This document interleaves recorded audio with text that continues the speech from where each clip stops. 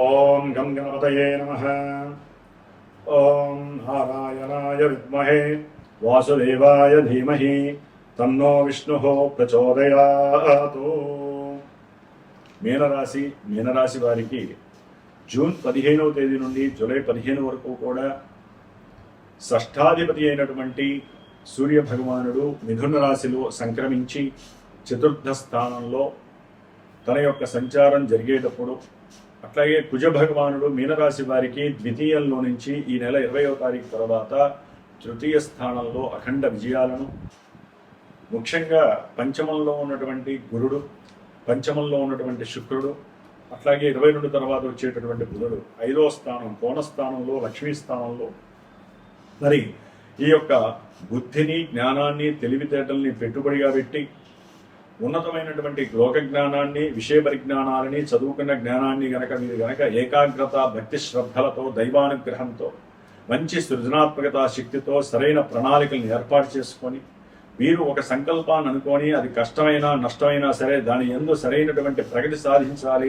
అఖండమైనటువంటి లక్ష్మీ ప్రాప్తిని, నాకున్నటువంటి సౌకర్యాలు అంటే ఒక గృహాన్ని కొనుక్కోవాలి, పెళ్ళైన వాళ్ళైతే కనుక అన్యోన్యంగా ఉండాలి, తర్వాత సత్సంతానానికి అనాలి, కుటుంబాన్ని వంశం వృద్ధి చేయాలి అని అనుకునేటటువంటి వాళ్ళందరికీ కూడా ఈ యొక్క పంచమంలో ఉన్నటువంటి బుధుడు, గురుడు, శుక్రుడు అఖండ యోగాన్ని ప్రసాదిస్తున్నాడు. ఏదైతే మీరు మనసులో ఒక కోరిక అనుకుంటారో ఆ కోరికలు చక్కగా వారు అనుకున్న రీతిలో చాలా ఫాస్ట్గా అవ్వటానికి ఈ యొక్క 3 గ్రహాలు చాలా అత్యంత యోగకరంగా ఈ నెల 20 నుంచి కూడా వచ్చే నెల వరకు కూడా చాలా అనుకూల ఫలితాలను ప్రసాదిస్తున్నాయని చెప్పుకోవడంలో ఎక్కడ అస్సలు లేదు. సరే, జన్మజాతకంలో వీరికి ఉన్నటువంటి దశలు అంతర్దశలు ఎక్కడన్నా నెగిటివ్గా ఆపరేట్ అయితే ఇవే గ్రహాలు వారిని చాలా ఇబ్బందులు పెట్టే, అంటే 3 చెరువులు నీళ్లు తాగించే పరిస్థితులు కూడా ఈ 3 గ్రహాలు చేసే అవకాశాలు ఉన్నాయి. కాబట్టి జన్మజాతకంలో మనకి ఏదైనా ఇబ్బందికరమైనటువంటి ఎఫెక్టివ్ గ్రహాలు ఉంటే వాటికి చక్కగా పరిహారాలు చేసుకున్నట్లయితే కనుక ఇవన్నీ యోగించే అవకాశాలు ఉంటాయి.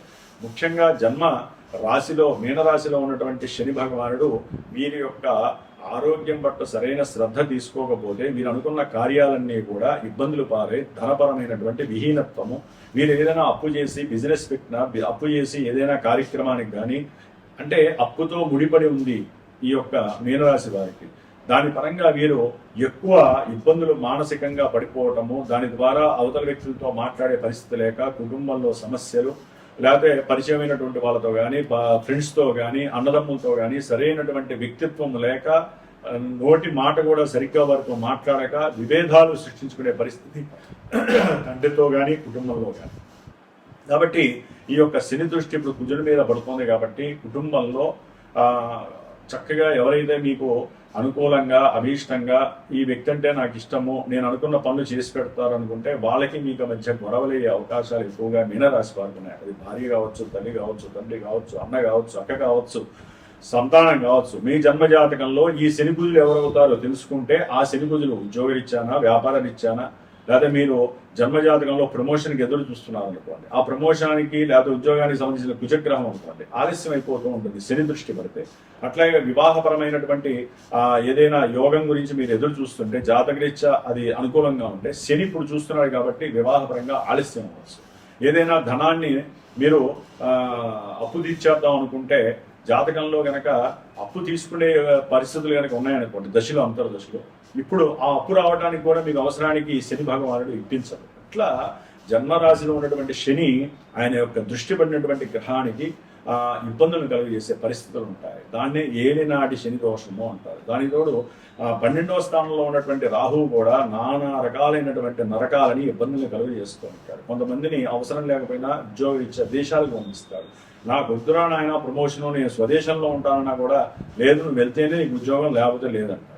కొంతమందికి అయితే ఉద్యోగం లేక ప్రమోషన్స్ వస్తాయనుకుంటే రాలేక లేనిపోని రాజకీయాలు జరిగే ఉద్యోగంలో అసలు వీరు చక్కగా వీరి పని వీరు చేసుకుంటూ ప్రశాంతంగా వెళ్ళిపోయేటటువంటి వాళ్ళ మీద అభాండాలు వేసి వీరికంటూ ఒక మాయాజాలం సృష్టించి వీరు మంచివారు కాదు, వీరి ఈ యొక్క చెడు పని చేశారని వారి మీద లేనిపోని అభాండాలు వేసి ఈ మీనరాశి వారిని లేనిపోని చెరసాలలో లేదా పోలీస్ స్టేషన్లకి తీసుకువెళ్ళి కోర్టులో కేసులు వేసే పరిస్థితులు కూడా ఉద్యోగరీత్యా వీరికి కనిపిస్తున్నాయి.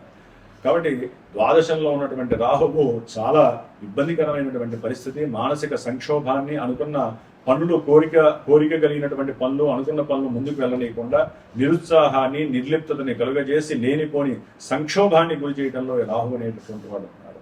అట్లాగే వీరికి ఈ యొక్క మీనరాశి వారికి తృతీయంలో ఉన్నటువంటి కుజుడు ఆరో స్థానం మీద ఇతని యొక్క దృష్టి పడటం, ఆరో స్థానంలో ఉన్నటువంటి కేతువు, ఆ కుజుడు కేతువు యొక్క దృష్టి అంటే కుజుడు కేతువుని చూడటం ద్వారా స్థిరమైనటువంటి ఉద్యోగ ఆలోచనలు చేసే వాళ్ళకి, ఉద్యోగ ప్రయత్నాలు చేస్తూ ఇంటర్వ్యూలకు వెళ్ళిన వాళ్ళకి మీ యొక్క సంభాషణల ద్వారా మీకున్నటువంటి ధైర్యము, సాహసము, పరాక్రమము, వీరోచితమైనటువంటి ధర్మము, ధైర్య సాహసాలు ఇవన్నీ కూడా అవతల ఆఫీసర్స్కి నచ్చి వారు కంఫర్ట్ జోన్లోకి వెళ్ళి మీకు శీఘ్రంగా ఉన్నత ఉద్యోగ ప్రాప్తి కలుగజేయడానికి కుజుడు కేతువు మీకు చాలా అనుకూలంగా ఉన్నారు. మీనరాశి వారికి గుర్తుపెట్టుకోండి. అంటే గురువుగారు ఇందాక మరి ఉద్యోగపరంగా ఇన్ని సమస్యలు చెప్పారు, ఇప్పుడు ఉద్యోగం వస్తుందంటారంటే దీన్నే మనము జన్మజాతకము అంటారు. ఇవన్నీ ఏంటంటే అండి, ఒక్కొక్క గ్రహము గోచారంలో ఈ యొక్క ఫలితాలను ఇస్తారు. ఇవన్నీ మూటగట్టేసి మీకు ఒకటే మాత్రమే చెప్పగలం. నేను విడిగా ఒక్కొక్కటి ఎందుకు చదువుతానంటే ఈ గ్రహం వల్ల మీకు ఈ సంక్షోభాలు ఉన్నాయి, ఈ ఇబ్బందులు ఉన్నాయని కూడా చెప్పే అవకాశము మనకి జాతకంలో గోచారంలో కనిపిస్తూ ఉంటుంది.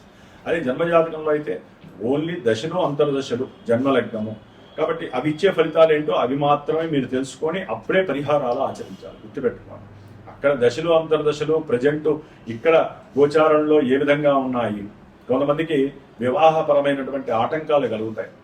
అనుకుంటారు చక్కగా దగ్గర దాకా వస్తుంది, వివాహం అయిపోతుందని. మరి శని చూస్తున్నాడు వివాహ స్థానాన్ని, ఇప్పుడు మరి వివాహం రద్దు అవుతుంది. కొంతమంది జన్మజాతకంలో ఇదే శని చెడుగా ఉంటే వీరికి కోర్టు సమస్యలు ఎదురవుతాయి, వివాహపరమైనటువంటి ఇబ్బందులు. ఎందుకంటే అండి, ఇప్పుడున్న కాలమానంలో నాకున్న అనుభవంలో 20 సంవత్సరాల్లో అన్ని యోగాల్లో కన్నా వివాహ యోగం చాలా తప్పిపోయింది జనానికి.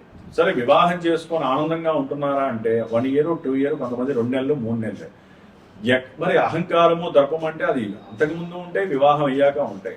సరైనటువంటి ఆలోచన శక్తి లేక, గ్రహస్థితులు సరిగ్గా లేక వారు జన్మజాతకాన్ని చూసుకొని ముందుకు వెళ్ళట్లేదు. వివాహం చేసేటప్పుడు ఓకే గురువు గారు చెప్పారు మాకు సప్తమంలో శుభగ్రహం ఉంది, పంచమంలో శుభగ్రహం ఉంది, వివాహం అయిపోతున్నారు.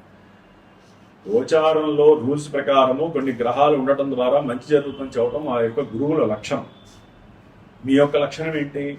జాతకంలో ఇప్పుడు యోగం ఉందా లేదా, అసలు జన్మజాతకం ఆ యోగం ఉంటేనే మీరు ముందుకు వెళ్ళాలి. ఒక్కోసారి ఇక్కడ మేము చెప్పినా కూడా జన్మజాతకంలో అమ్మకు ఒక 2 సంవత్సరాలు వెయిట్ చేయండి, లేకపోతే ఇంకొక 2 నెలల తర్వాత మీరు వివాహ ప్రయత్నాలు చేయండి, ఉద్యోగ అవకాశాల ప్రయత్నాలు చేయండి, లేకపోతే ఉన్నత విద్యాభ్యాసానికి పంపించేసి అక్కడ లేనిపోని అగజాట్లు పడే వాళ్ళు చాలా మంది ఉన్నారు.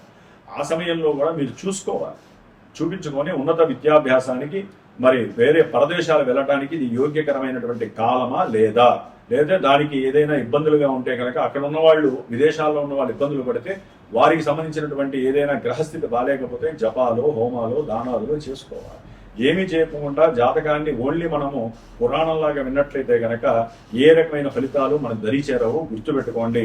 ముఖ్యంగా పంచమంలో ఉన్నటువంటి ఈ యొక్క శుభగ్రహాల వలన మీ యొక్క మేధస్సు, ఆలోచనల ద్వారా విశేషమైనటువంటి ఫలితాలు కలుగుతున్నాయి. అభీష్టాలన్నీ చాలా ఫాస్ట్గా ముందుకు వెళతాయి. ఉద్యోగరీత్యా కొంతమందికి ఇబ్బందులు కూడా ఎదురయ్యే అవకాశాలు ఉంటాయి. వీళ్ళ ఆలోచన వ్యాపారం పైన వెళ్తుంది. చదువుకునేటటువంటి విద్యార్థులకి ఉన్నతమైనటువంటి విద్య పట్ల ఆసక్తి కూడా పెరగడానికి అవకాశం ఉంటుంది. ఆకస్మికంగా వీరికి సంతాన యోగం కలగడానికి కూడా అవకాశం ఉంది. కొంతమందికి సంతానపరంగా ఇబ్బందులు కూడా కలగడానికి అవకాశం ఉంటుంది. కాబట్టి మీనరాశి వారికి శని, రాహు, అట్లాగే రవి, సూర్యుడు 4వ స్థానంలోకి రావడం ద్వారా వీరు ఉద్యోగపరమైనటువంటి విషయాల రీత్యా కొంత కంఫర్ట్నెస్కి వేరే ప్రదేశానికి మార్పించుకోవటము, లేకపోతే అంటే ఎక్కడో దూరంలో వేరే రాష్ట్రంలో ఉన్నవాళ్ళు, వేరే జిల్లాల్లో ఉన్నవాళ్ళు ఇప్పుడున్న కాలమాన పరిస్థితుల్లో మా యొక్క సొంత ఇంటికి దగ్గరలో ఉండాలనే ఉద్దేశంతో ఏదో రకంగా కాస్త ధనాన్ని ఖర్చు పెట్టడము, ఉద్యోగాల్లో వీరికన్నా పై అధికారులతో కాస్త సంప్రదింపులు జరిగి వీళ్ళ యొక్క అనుకూలమైన పరిస్థితులు తెలియజేయడం ద్వారా ఉద్యోగాదుల్లో కాస్త మార్పులు జరుగుతాయి. కొంతమంది 3 గుళ్ళు ఉన్నారనుకోండి ఉద్యోగస్తుల్లో, వారికన్నా పెద్ద అధికారి, అసలు వీరికి లేనిపోని అగచాట్లను కలిగజేసే పరిస్థితి కూడా ఉంటుంది. కాబట్టి ఏదేమైనప్పటికీ చతుర్థంలో ఉన్నటువంటి రవి పితృలతో సంబంధించినటువంటి ఆస్తుల విషయాలలో కొన్ని రసాభాసలు జరగడానికి అవకాశం ఉంటుంది. ముఖ్యంగా సౌఖ్యాన్ని కోల్పోయేటటువంటి పరిస్థితి, ఆత్మ నిగ్రహాన్ని, ఆత్మస్థైర్యాన్ని కూడా కొంచెం పక్కకి తీసుకెళ్లేటటువంటి పరిస్థితి రవిస్తాడు. కాబట్టి రవి, శని, రాహువు. ఈ యొక్క 3 గ్రహాలు వీరికి అనుకూలంగా లేవు కాబట్టి ఈ గ్రహాలకు సంబంధించిన స్తోత్రాలు దానాలు చేసుకోండి. ఏదేమైనప్పటికీ జన్మజాతకాన్ని ఆశించి జన్మజాతకరీత్యా మాలాంటి గురువులు మీకు ఏదైనా సరైన సలహాలు ఇచ్చి దానికి సంబంధించిన దోషాలు ఉంటే ఆ పరిహారాలు చక్కగా ఆచరింపజేసుకొని అప్పుడు మీరు జీవితాన్ని చక్కగా సక్రమంగా ముందుకు తీసుకెళ్లే ప్రయత్నాన్ని ఆచరించండి. సర్వే జనాః సుఖినో భవంతు.